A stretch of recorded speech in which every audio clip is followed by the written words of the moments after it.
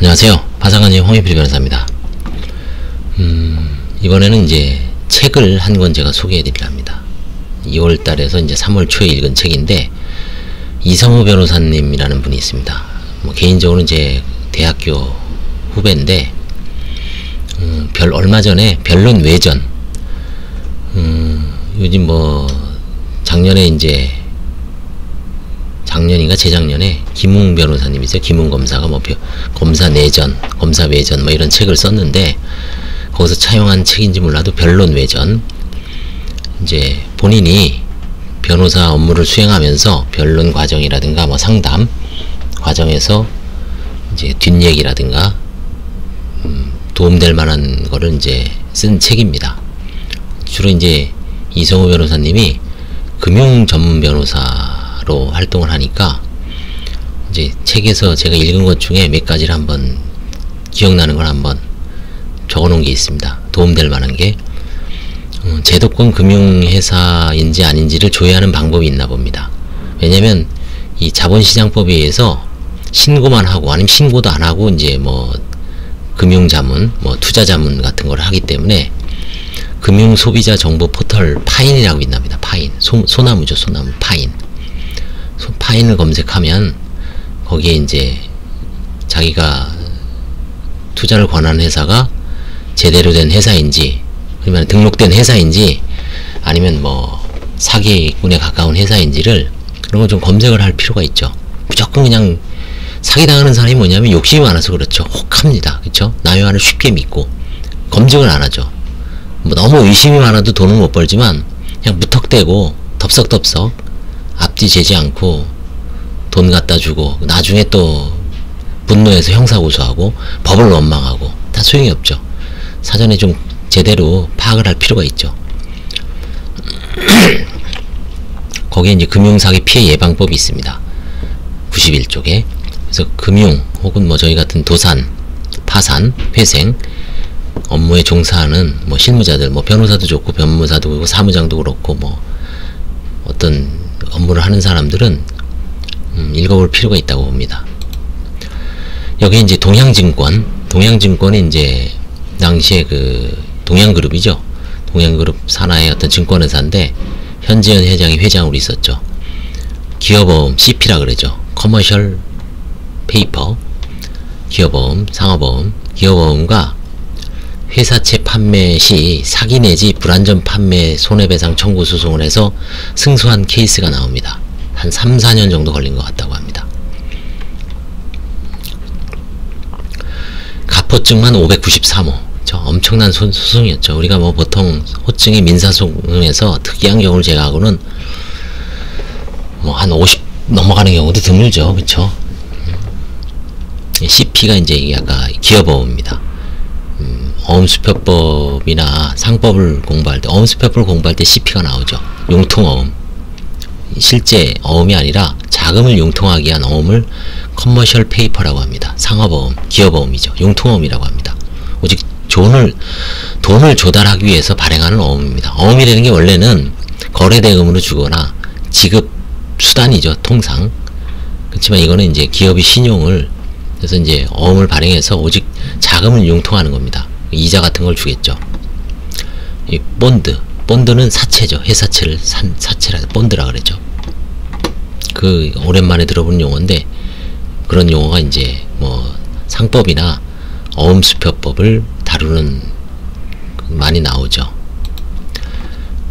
예를 들어서 이제 우리가 굿 와이프라는 드라마가 있습니다. 어떤 가정주부가 이제 법조인인 남편을 따라서 처음에는 이제 가정주부로 있다가 나중에 이제 나이가 들고 애들 키우고 나서 이제 원래는 변호사였죠. 같이 법대를 나와서 나중에 이제 변호사로 활약하는 게 시즌 한 7까지인가요? 엄청 나오죠. 거기에 보면 이제 우리나라에는 없는 디스커버리. 미국에서는 법정에서 물론 중요한 증인신문이 이루어지지만 대부분의 90% 이상은 미리 증거를 변호사들끼리 까거나 증거하거나 증인신문을 하고 그 사무실에서 합니다. 반대신문도 하고 그거를 다 녹화를 하죠. 그죠? 카메라 이렇게 녹화하는 장면도 나옵니다. 디스커버리라 그러죠. 증거 개시 제도라 그러죠. 우리나라에는 없습니다. 그러니까 우리나라에서 모든 걸 법정에서 하려니 판사가 머리 터지고 잘 채택을 안 하죠. 이게 좀 돌아와야지. 증인신문이나 이런 거는 변호사들 간의 뭐 사무실이나 일반 사설 비법정에서 미리 뭐 증인신문하고 탄핵하고 증인신문하고 탄핵하고 다 녹취해 놓고, 그래서 거기에 있는 거를 핵심을 제출하고 그래서 하면, 그리고 마지막 법정에서는 아주 중요한 사건의 어떤 행방을 뒤엎을 만한 결정적인 걸 하면은 잘 끝나죠. 그런 거가 이제 디스커버리 할 때 이걸 뭐 우리나라 교과서나 논문을 보면 뭔지 체험이 안 되죠. 근데 이 미드 굿 와이프를 보면 아, 디스커버리 제도를 그나마 저거구나, 저거를 디스커버리 제도가 저런 거구나를 쉽게 이해할 수가 있습니다. 그쵸? 그러면 3년 걸릴 소송이 아니죠. 집중적으로, 그쵸? 하면은 뭐 1년 만에 끝날 수도 있고, 그쵸? 이게 현재은 회장님이 채권자가 제기한 파산 신청을 지금 하고 있습니다. 어떤 제가 알고 있는 개인 파산 관제인 한모 변호사님이 지금 하고 있습니다. 서울 회생법원에서. 근데 그때는 이제 면책은 안 하셨습니다. 이분이 채권자가 제기한 파산 신청을 당했을 때 채무자는 파산 선고 확정 후 한 달 이내에 30일 이내에 면책 신청을 해야 됩니다.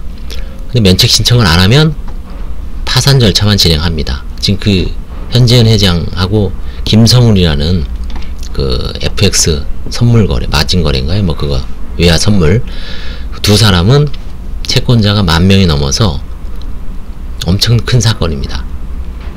그때 면책 신청을 안 했습니다. 그 면책 끝나고 나중에 이제 이 사람들이 면책을 받겠다고 했을 때 원칙적으로 제도의 파산이죠. 불락치기 신에 들어갑니다. 근데 남용으로 보기 어려움으로 이런 걸 구제할 듯 합니다. 이건 제가 이제 메모를 해놓은 겁니다. 그 순간적으로 생각이 나서. 아무튼 이 책에는 저축은행 후순위 투자자의 사기 판매 소송담이 나오고요. 88클럽이라고 있습니다. 이게 벌써 저도 까먹었습니다. 책을 읽고 그때는 이게 무슨 뭐 8% 뭐 BIS 비율인가 뭐 금융 용어입니다. 이게 88클럽. 파산 배당률은 저희도 이제 파산 관제할 때 법원에다가 배당률을 보고를 하죠. 배당 표현이 이게 기재가 되어 있습니다. 국제결제은행 BIS 비율, 이게 2%가 넘으면은 이제 부실은행으로 판정이 되죠. 2%. 그러니까 자기 자본 비율 대 뭐 부실 자산 비율이 뭐 2% 넘었을 때 어떤 비율이 있습니다. 그걸 국제결제은행 BIS 비율이라고 합니다. 금융용어입니다. 이것도. 대손충당금, 회계 용어죠. 분식회계.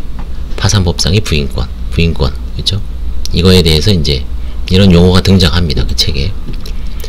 이 소설은 이거는 이제 이 책은 소설의 한자와 나오키라는 책도 제가 이제 나중에 소개하겠지만 이게 1권에서 4권입니다. 일본에서 이제 드라마로 히트쳤죠. 그래서 여기는 이제 은행정신, 뱅커, 은행원 얘기입니다. 이 한자와 나오키도 지금 드라마로 나왔죠. 벌써 2010몇 년, 13년인가 14년대 나왔는데 저도 이번에 이걸 만화책인 줄 알고 샀어요. 사실은 이렇게 겉모습을 딱 보니까 이거 만화책이구나 한번 보자 샀는데 소설이더라고요. 그래서 어쩔 수 없이 꾸역꾸역 2월 말에 하여튼 뭐 재밌습니다. 그래서 뭐 또 파산 얘기도 나오고 도산 얘기도 나와서 읽었습니다. 물론 이제 넷플릭스에는 없습니다. 이 드라마가 시즌 1, 2가 나오는데 아마 1권에서 4권에 나오는 에피소드를 좀 각색을 해서 이제 드라마로 일본에서 몇 년 전에 나와서 히트를 치고 소설로도 아마 베스트셀러 몇백만 부 팔린, 우리나라에서는 이제 와창가 거기에 있습니다. 그 다음에 뭐 그 뭐죠, 유튜브에도 좀 중간중간에 있는 게 있는데 일목요연하게 하려면 이제 왓챠에 가입을 해야 됩니다. 넷플릭스에는 없습니다. 그래서 이 드라마를 지금 못 보고 있는데 드라마도 상당히 재밌다고 하는데 일단 저는 소설을 뭐 만화책인 줄 알고 샀지만 일단 소설을 다 읽었습니다. 여기서도 이제 이 주인공의 어떤 정신은 은행 정신입니다. 신뢰와 책임, 신뢰와 책임. 그래서 이제 후순위 채권은 통상 파산 배당에서 배당률이 제로죠. 후순위 채권까지 배당하는 경우는 아주 드뭅니다. 그 중앙법원 실무측 나오면 법인 파산에서 후순위 채권까지 다 배당을 한 케이스가 하나 나오고, 저도 개인적으로는 후순위 채권 일부 좀 배당한 사안도 있습니다. 거의 드뭅니다.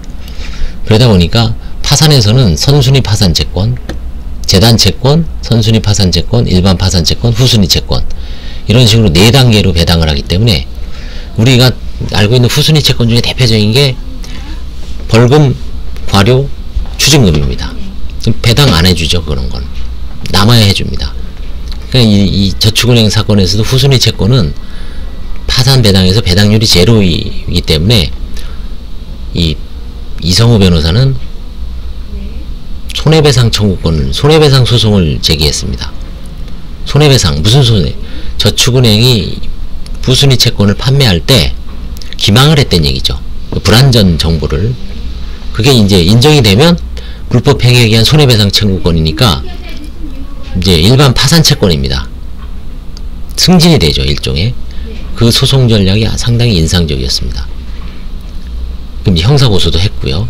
검사가 노력을 해서 기소를 하니까 손해배상 청구권으로 민사법원에선 인정을 해서 뭐 몇십 프로 배당을 받은 어떤 처음에 생각지도 못한 나름대로 변호사님이 이제 승소한 케이스가 나옵니다. 상당히 인상적이었습니다.